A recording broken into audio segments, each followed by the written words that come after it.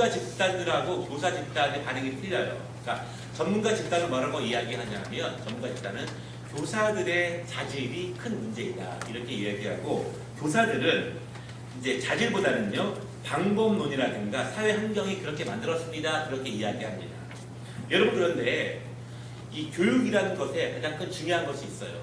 교육은요 결국 사람이 합니다. 아무리 좋은 교육 장비가 있고요 첨단 컴퓨터가 있어도 결국 가르치는 것은 사람이 하는 거예요. 그러니까 OECD 국가에서 우리나라 중고등학교 조사를 했는데요 수업량이 가장 많은 나라가 우리나라예요. 우리나라.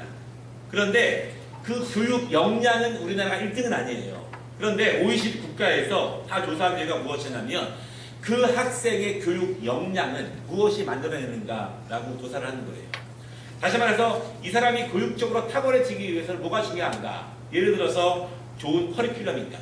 아니면 좋은 환경인가? 아니면 좋은 공교육 시스템인가? 다 연구를 했는데 단연코 1등이 무엇이냐면 교사예요. 교사.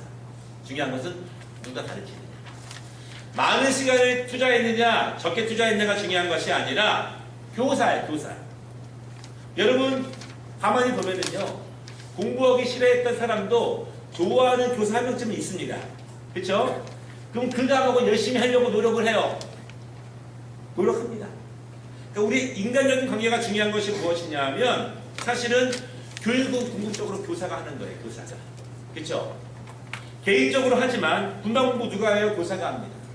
제가 속으로 말씀드리는 게 무엇이냐면 전체적인 대중 집회를 통해서 제가 이렇게 강연을 하는 것도 중요하지만 그것보다 1대1, 2대1, 3대1로 얼굴 맛보면서 하는 교육 가운데 훨씬 더 진정한 교육의 능력이 그 안에 있다라고 하는 거예요. 그래서 셀 모임이라든가 분당 공부가 거기서 굉장히 중요하다라고 하는 그런 사실입니다. 결국은요, 교육은 교사가 하기 때문에 그 사람의 능력에 따라서 많이 변화됩니다. 예를 들어서 요즘 막 오디션 프로그램 많이 있는데 학생들이 뭐 노래를 배우려고 하잖아요. 누구 능력? 그 가르치는 사람의 능력 따라서 가는 거예요.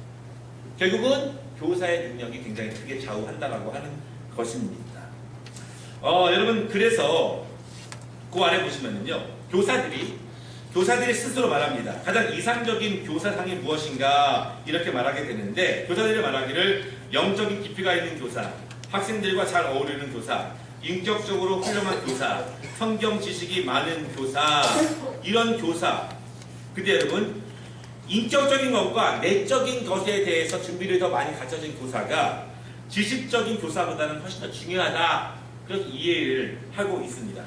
그 다음 이 페이지에 보시면은요 박스가 하나 있죠. 박스가 교사들의 역량인데요 굉장히 중요합니다. 학생들을 대상으로 해서 어떤 교사가 정말 좋은 교사인가 조사를 해보게 되었는데 여기 1, 2, 3, 4, 5, 6이 있죠. 학생들이 보기에 교회 학교에서예요. 어떤 교사가 정말 좋은 교사이고 바람직한 교사냐. 첫째, 개별적 배려가 있는 교사라는 거예요. 물론 성경 지식, 게임 중요한데 개별적으로 돌봄이 있는 교사가 중요하다는 거예요. 그래서 전화하고 찾아가고 신방하고 가출한 사람 있으면 찾아가보고 밤에 도서관에도 가보고 개별적으로 만나는 것이 그만큼 중요하다고 하는 거예요. 학생들은 결국 개별적인 만남을 통해서 제일 중요하게 그렇게 여깁니다. 여러분 요즘 성공하는 교회학교, 성공하는 중고등부, 성공하는 청년부 얘는 딱 한 가지예요. 찾아가는 방문. 학교로 찾아가고 학교 기도회도 하고 친구들 찾아가고 직장으로 찾아가서 개인적으로 교감을 갖고 내가 사랑받고 있고 내가 양육받고 있고 내가 도움받고 있다라고 하는 것을 느끼게 하는 것이 사실은 신앙적인 성장에 가장 중요하다라고 하는 것입니다. 결국 그래서 교사의 가장 중요한 것은요 발로 뛰는 거예요. 전화 약합니다. 카톡 더 약합니다. 그렇죠? 직접 찾아가고 직접 만나고 직접 나누는 것 중에서 사실은 자녀들이 느끼는, 학생들이 느끼는 최고 중요한 것이 여기 있어요. 사실은 셀도 마찬가지입니다. 셀 리더 강사들이 전화 카톡이 아니라 찾아가보고 방문하고 목소리 듣고 하는 것이 훨씬 더 중요하다. 그 다음 중요한 것이요. 영감적 동기부여, 이상적 영향력, 업종에 따른 보상, 상 주는 것이 아이들이 반짝인 것처럼 보이지만 오래 가지 못합니다. 여러분 아이들이요, 막 중고등부도 마찬가지죠. 먹는 거 좋아하고 상 주는 거 좋아하는 것처럼 보입니다. 그때 좋아해요. 그런데 며칠 지나고 나면 딴소리 합니다. 반드시 딴소리예요. 그것보다는 개인적인 돌봄과 개인적인 관심을 받는 것을 훨씬 더 중요하게 여긴다는 사실을 알고 있어야 합니다. 그러니까 지적인 자극은요, 맨 뒤에 있어요. 지적인 것이 중요하지만 그것이 다가 아니라는 거예요. 그래서 여러분, 우리 학생들이나 주일학교나 분반 공부하다가 날씨 좋으면 산에 올라가 놀고 오는 거예요. 한번 말씀 배우는 것보다 밖에 나가서 한번 그렇게 즐거운 시간 갖는 것이 더 중요할 수도 있습니다.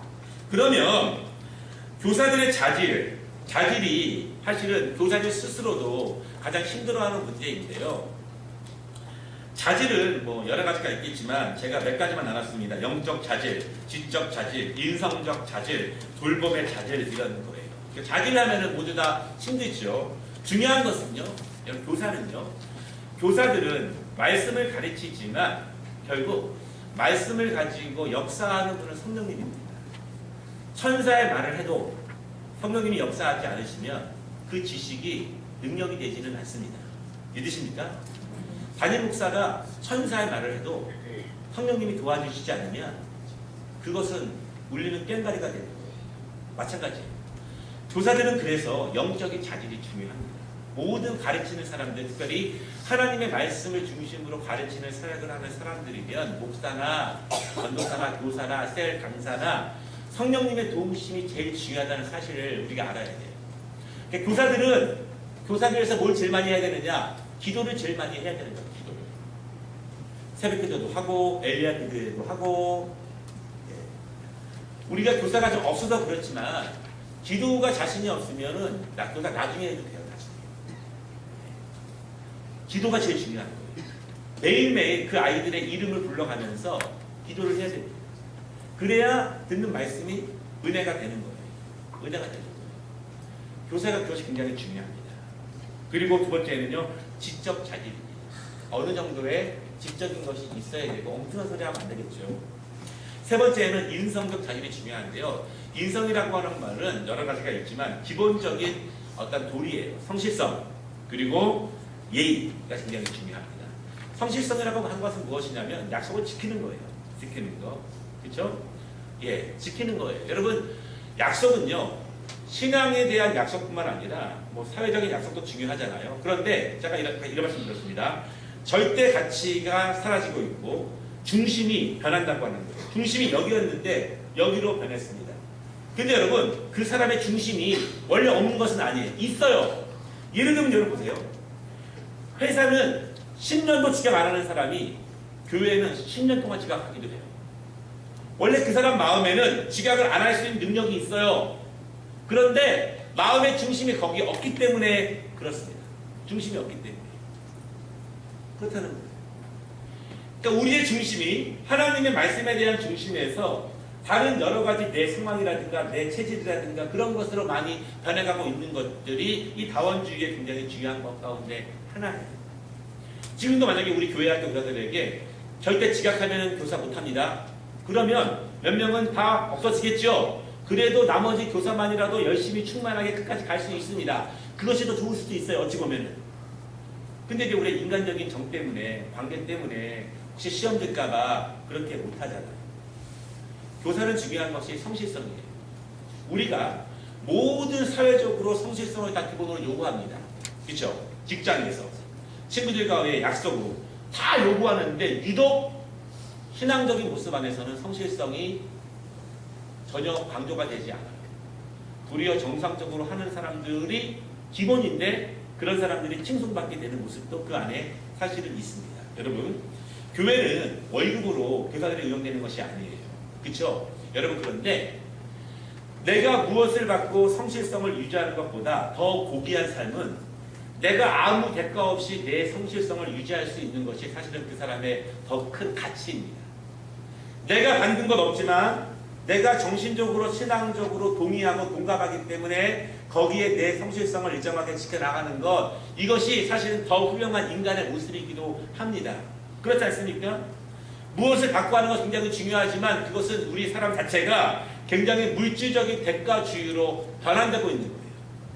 그런데 우리가 어떤 이상향이라든가 가치가 우리의 중심이 되게 되면 내가 무엇을 받고 주고를 떠나서가 아니라 그 가치에 집중해서 우리의 정신적인 헌신성과 성실성이 투입될 수 있습니다. 사실은 그런 것이 훨씬 더 가치 있고 또한 더 높은 수준의 그러한 성실성의 모습이라고 우리가 볼 수 있습니다. 마지막으로 네 번째 이제 4번인데요. 한국교회에 대한 제안인데 제가 간단하게 말씀을 드려볼게요.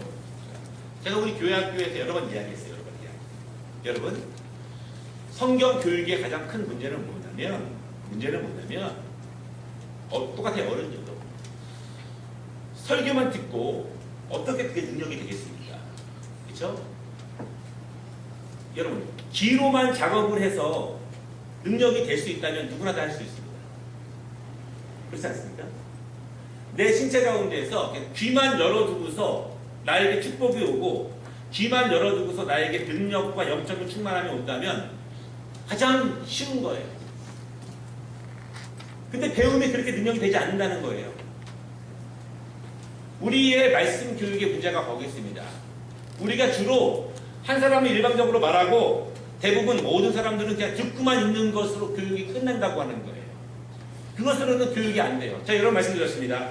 여러분 한 사람이 강의를 듣습니다. 아주 명강의가 강의를 듣습니다. 그 들은 강의를 내가 손으로 쓸 수 있는, 요약해서 손으로 쓸 수 있는 것은 20% 미만이에요. 명강의를 들어도 내가 그것을 정리할 수 있느냐, 글로 20% 미만이에요. 그러면 20% 정리한 것을 가지고 내가 명확하게 말로 전할 수 있느냐, 10% 미만이에요. 그리고 내가 그것이 정말 나에게 능력이 되느냐, 그것은 5%도 안 됩니다. 그러니까 듣는 것 가운데에서 그것이 나에게 진짜 능력이 되는 것은요, 교육적으로 봐도 5% 미만이라는 거예요. 그러니까 10년을 들어도 100년을 들어도 귀만 활동해가지고는 교육이 안 된다고 하는 거예요. 배움이 실패한다는 거예요. 결국은 우리가 교육이라는 것은 무엇이냐면 만져보고 느껴보고 나누고 체험할 수 있도록 해야 되는 거예요. 듣는 것을 통해서 내 입으로 이야기해보고 서로 들어보고 의견을 나눠보고 만져보고 냄새를 맡아보고. 근데 여러분, 이것이 결국 경험하는 교육인데요. 제가 우리 교회가 딱 좋은 교회인 거예요. 이 경험하는 교육은요, 너무 교회가 크면 못합니다. 근데 작은 교회만 할 수 있는 것이 경험하는 교육인 거예요. 여러분 하기도 했죠. 오늘 말씀 주제를 가지고 만들어 보기도 하고 음악을 듣기도 하고 써보기도 하고 다 한 다음에 그것을 서로 이야기해 보기도 하고 느려 보이지만 훨씬 더 오래 갑니다.